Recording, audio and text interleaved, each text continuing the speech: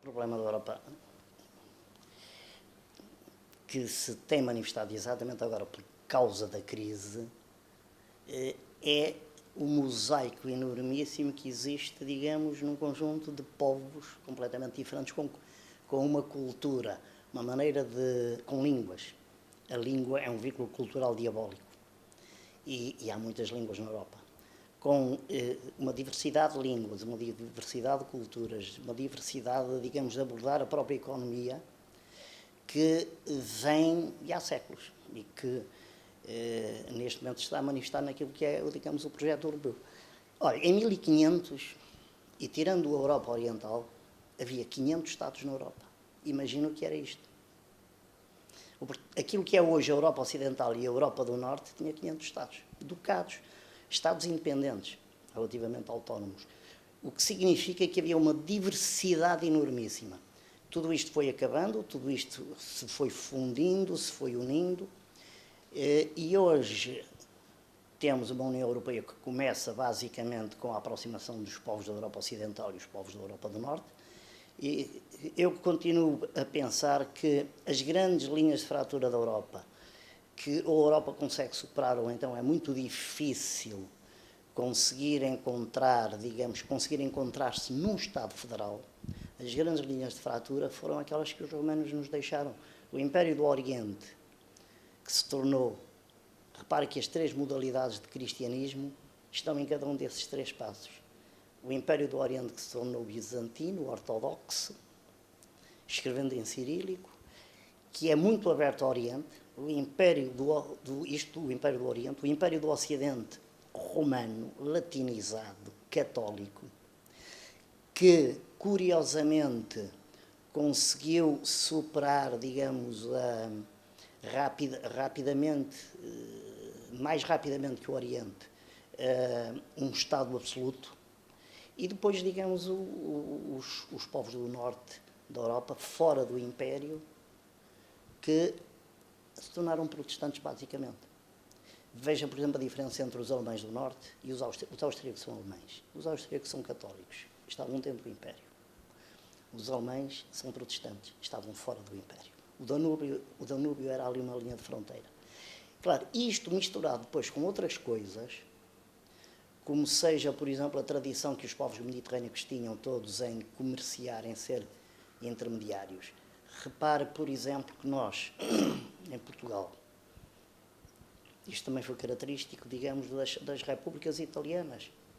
Nós, em Portugal, tivemos a grande riqueza que a Índia nos deu, a grande riqueza que o Brasil nos deu, e agora os fundos comunitários. Todos eles foram desperdiçados. Para onde foi o ouro da Índia? Para equilibrar a balança comercial, na troca com os ingleses, que o Tratado de Mituíne desequilibrou em relação a nós. Nós tínhamos de comprar textos, não os fabricávamos cá, e os vinhos que nós exportávamos para lá, começaram eles a vir cá fabricá-los.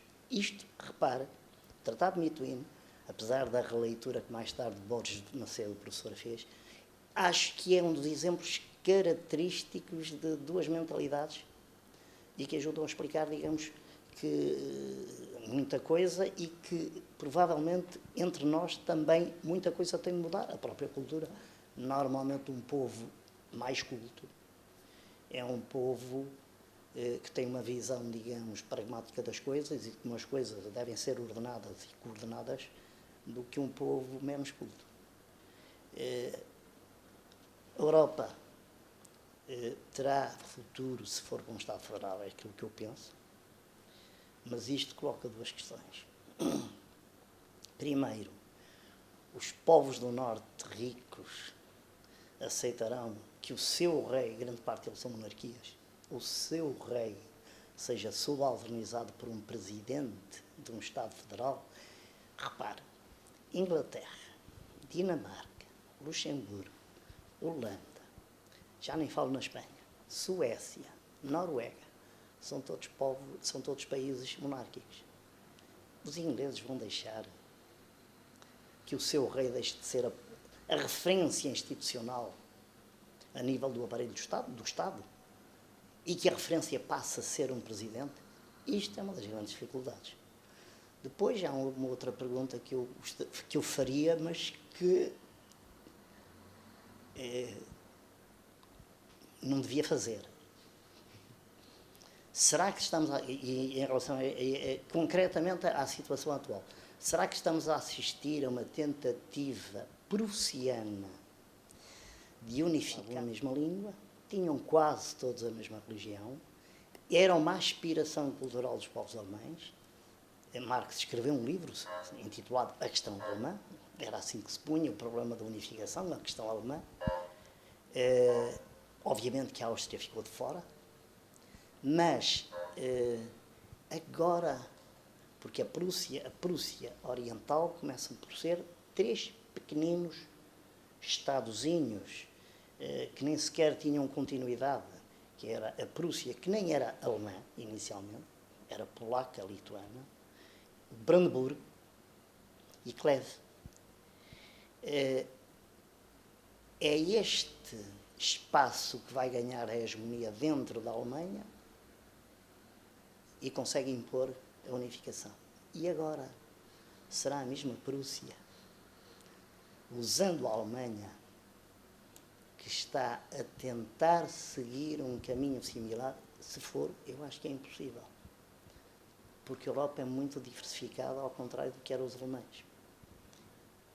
De maneira que as minhas grandes dúvidas têm muito a ver, digamos, com estas questões.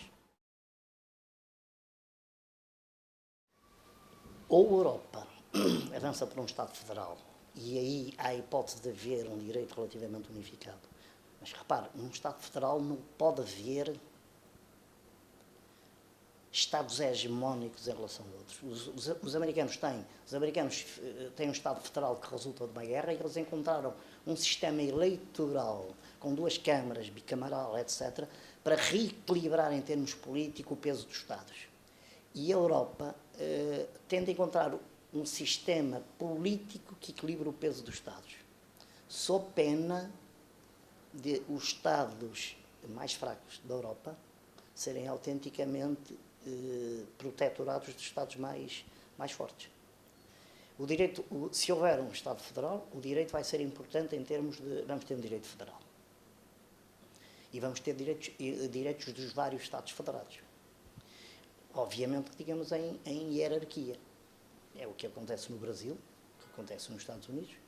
Os grandes problemas, digamos, que hoje se colocam em termos de direito internacional passarão a ser questões de direito federal.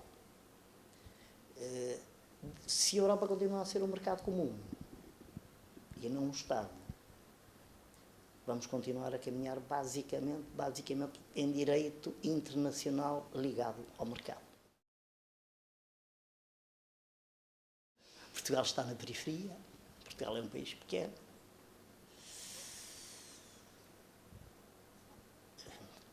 Confesso que, não sei, quer dizer, Portugal, a Europa poderá ter o problema das matérias-primas, toda a Europa não tem matérias-primas, os Estados Unidos também não têm, vão ter de as procurar.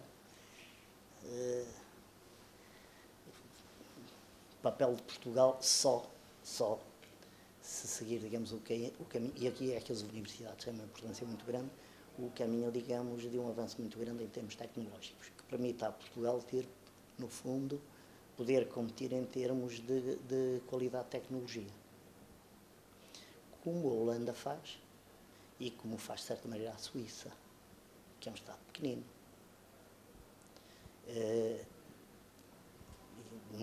Não vejo, digamos, uma outra hipótese. Aí nós temos de apostar mesmo, digamos, num avanço tecnológico grande